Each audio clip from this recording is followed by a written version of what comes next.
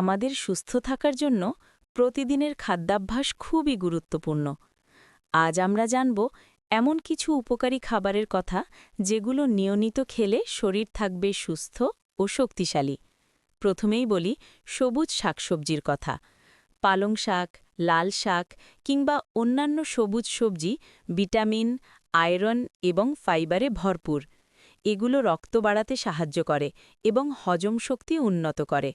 দ্বিতীয়ত, ফলমূল। প্রতিদিন অন্তত একটি আপেল, কলা বা কমলা খাবার অভ্যেস করুন। ফল আমাদের শরীরে প্রাকৃতিক ভিটামিন ও অ্যান্টিঅক্সিডেন্ট যোগায়, যা রোগ প্রতিরোধ ক্ষমতা বৃদ্ধি করে। তৃতীয়ত, ডিম এবং মাছ।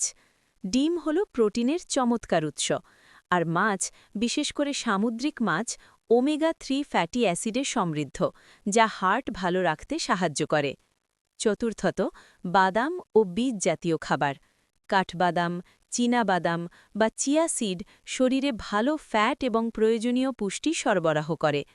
সবশেষে, পর্যাপ্ত পানি পান করা অত্যন্ত জরুরি। প্রতিদিন অন্তত ৮ গ্লাস পানি পান করুন। পানি শরীরকে হাইড্রেট রাখে এবং বিষাক্ত পদার্থ বের করে দিতে সাহায্য করে। মনে রাখবেন, সুস্থ জীবনযাপনের চাবিকাঠি হল সঠিক খাদ্যাভ্যাস এবং নিয়মিত ব্যায়াম। আজ থেকেই স্বাস্থ্যকর খাবার খাওয়ার অভ্যেস গড়ে তুলুন এবং নিজেকে রাখুন সুস্থ ও প্রাণবন্ত। ধন্যবাদ।